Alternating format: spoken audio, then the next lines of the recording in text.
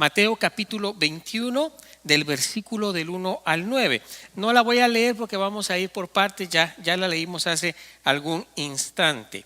Entonces, hoy vemos que el pueblo de Israel en la ciudad de Jerusalén salen a las calles, como nos lo cuenta el versículo 8. Dice: la multitud, que era muy numerosa, tendía sus mantos en el camino, y otros cortaban ramas de palma de los árboles y las tendían en el camino. Es decir, cuando Jesús entra a Jerusalén, el pueblo sale a recibirlo con palmas, con ramas, y tienden sus mantos para que el Señor pase por ahí.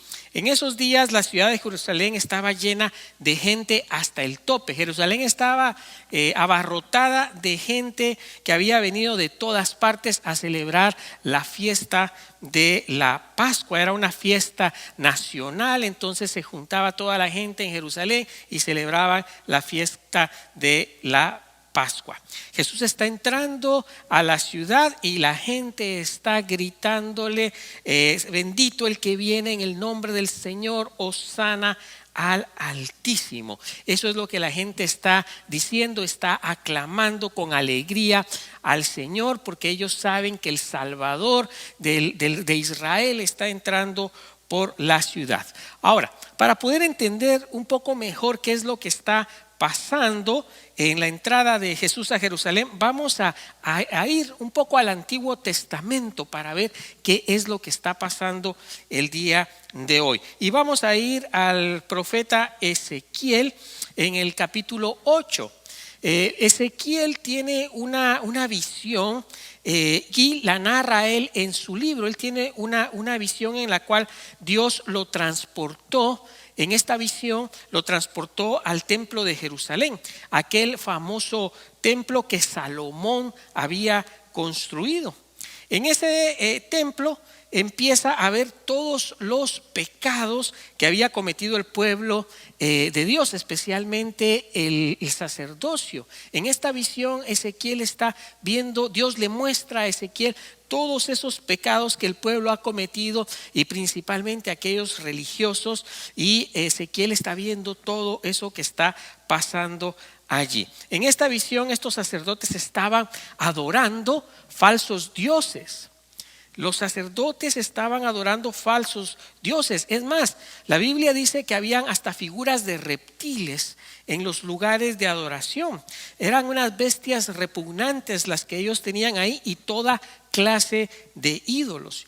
Y ellos creían genuinamente en su corazón que Dios no los iba a ver, que ellos podían adorar a estas imágenes, que ellos podían tener sus propias deidades dentro del templo y adorarlas, y ellos erróneamente creían que Dios no se iba a dar cuenta de lo que ellos estaban haciendo.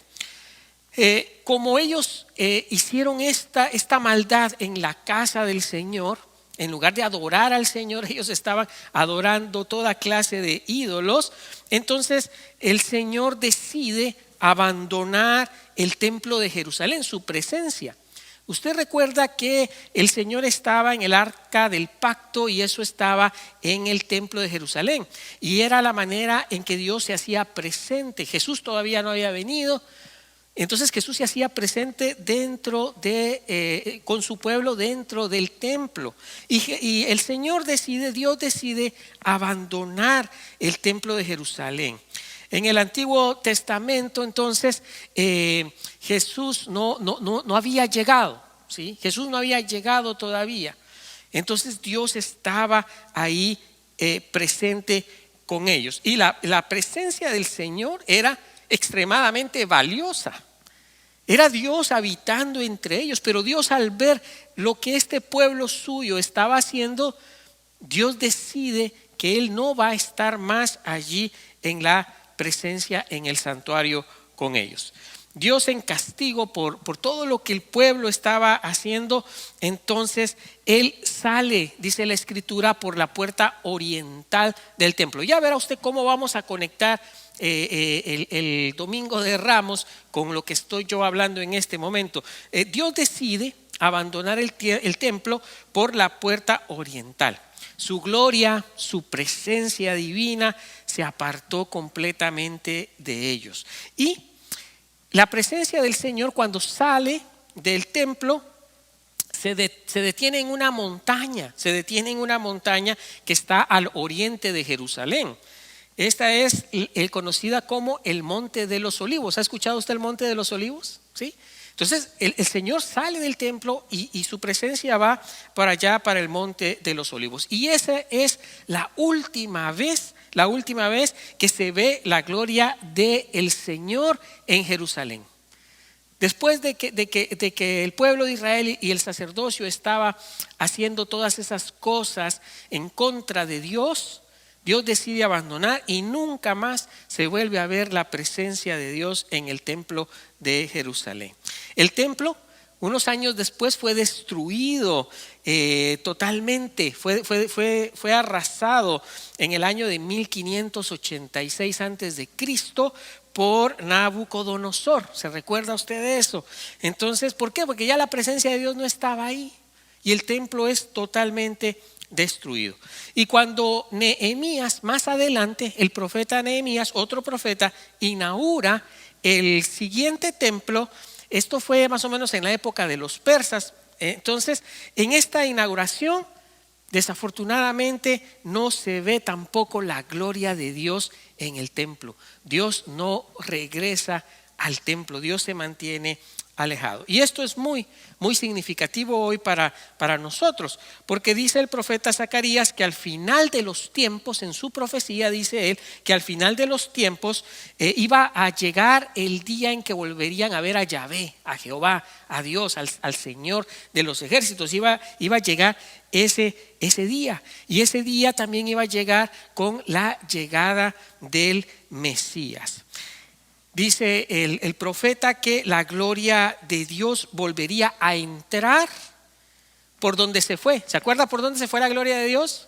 Por el monte de los Olivos, por ahí abandonó. Y aunque intentaron hacer cosas, Dios no volvió a estar presente allí en el templo.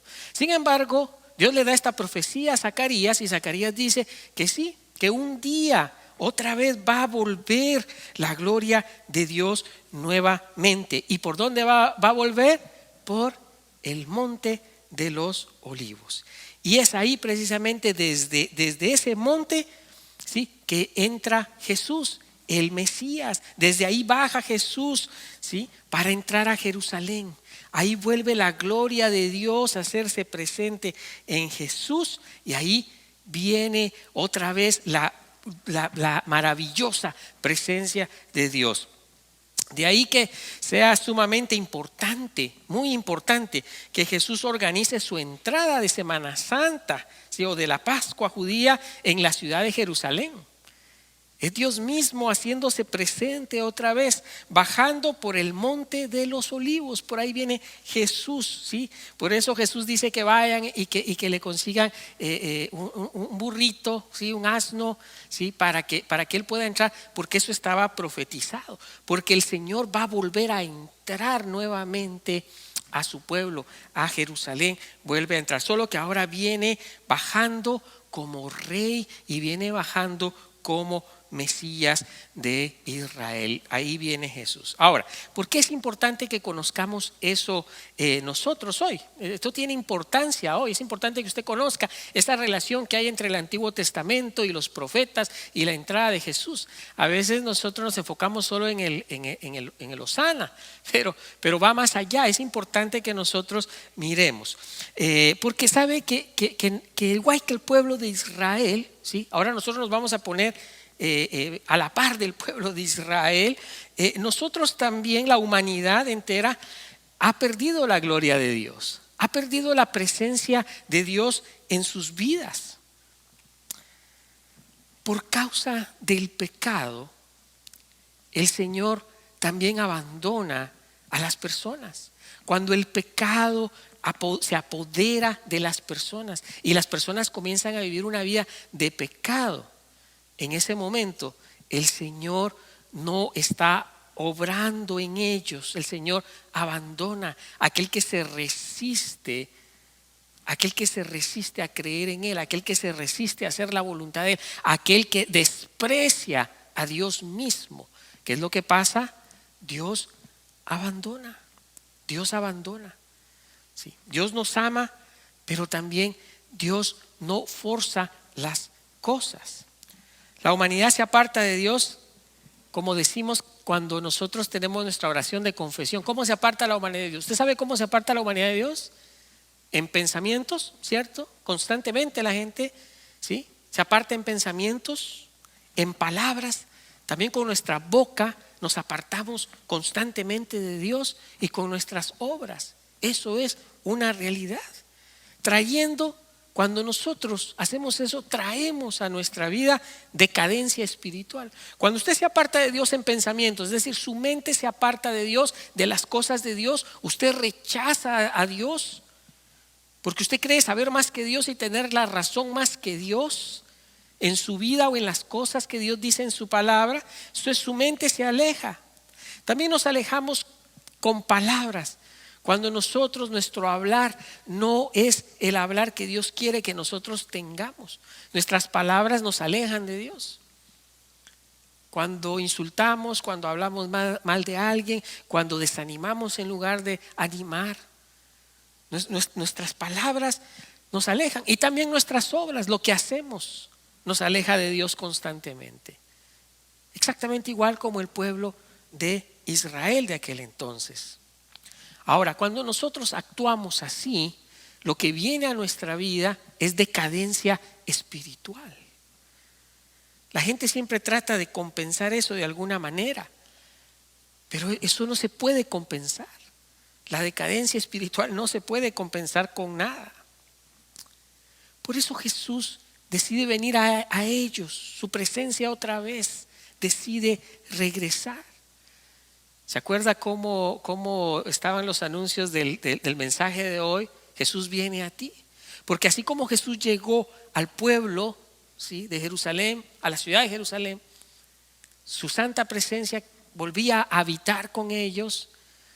También Jesús hoy en este día también viene a ti porque Él quiere habitar en ti. Dios quiere que tú seas su templo.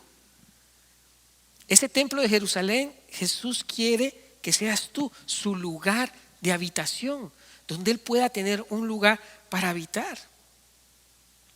Jesús te invita a no llenar las paredes, no del templo físico, sino las paredes del templo de tu corazón con otros dioses, con cosas que te apartan y que están por encima de Él, de otras cosas que ocupan el lugar de Dios. Ese era el problema de Israel. Mira que Israel pensaba que Dios no lo miraba y por eso hacían esos cultos a esas deidades falsas. Hasta reptiles tenían ellos ahí. Era horrorosa la manera en que ellos despreciaban a Dios pensando que Dios no los iba a ver. Ese problema nosotros los seres humanos lo tenemos.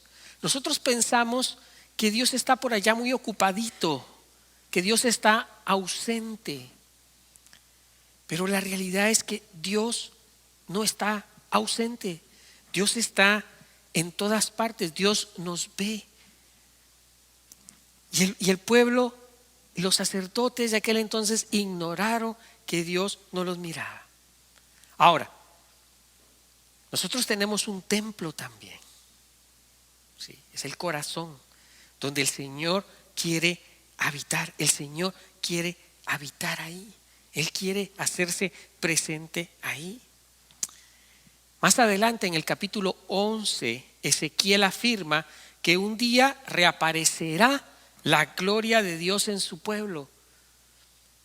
Ya estaba profetizado que un día que el Señor que los había abandonado por necios, por idólatras, un día el Señor iba a volver, ¿sí?, a encontrarse, a darle una nueva oportunidad a su pueblo. También dice Ezequiel que el Señor los ha dispersado a otros países, cuenta Ezequiel, porque eso pasó. Dios los dispersó después, ¿sí? Dispersó a su pueblo por su rebeldía, por su idolatría, ¿sí? Pero Ezequiel dice que después el Señor los va a volver a llamar, los va a volver a juntar levantar, darles una nueva oportunidad. Lo más hermoso es que Dios promete un espíritu nuevo para que seamos pueblo suyo.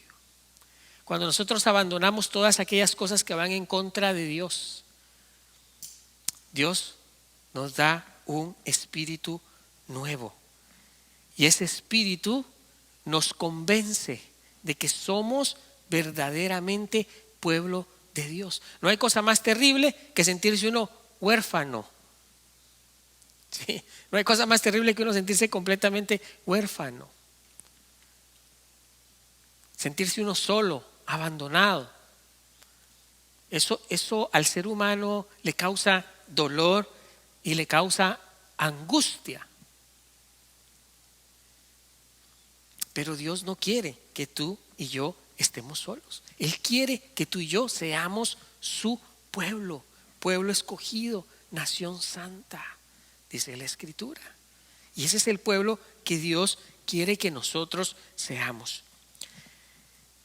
En otras palabras, lo que Dios promete con la venida de Jesús, lo que Jesús promete con su propia venida es una restauración espiritual. No tanto física, no tanto de otras cosas. Dios lo puede hacer, por supuesto. Que Dios trae sanidad, Dios obra milagros, Dios está ahí. Pero principalmente Dios quiere nuestra sanación interior, la que un día nos llevará a su gloria. Eso, ahí quiere el Señor que nosotros pongamos nuestra atención. Por eso vino el Señor. Hoy celebramos, el Domingo de Ramos, celebramos que Jerusalén viene a una nación, viene a Jerusalén que está derrotada, que está devastada, pero que viene a salvarla. Yo no sé cómo está hoy tu vida. A lo mejor tu vida hoy está derrotada, tal vez hoy está devastada por A, B o C. Quizá hoy tu vida está cargada, quizá hoy tu vida esté, yo no sé, llena de pecado, alejada de Dios, con el corazón duro.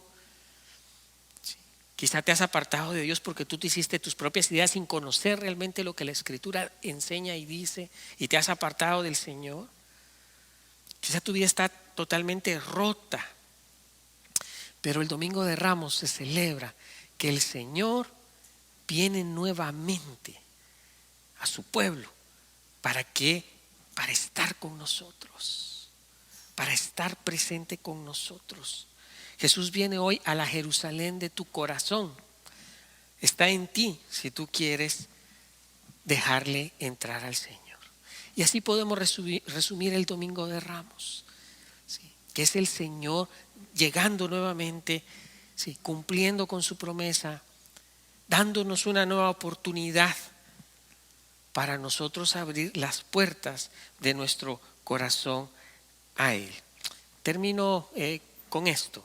Vamos al versículo 9 del capítulo 21 de Mateo.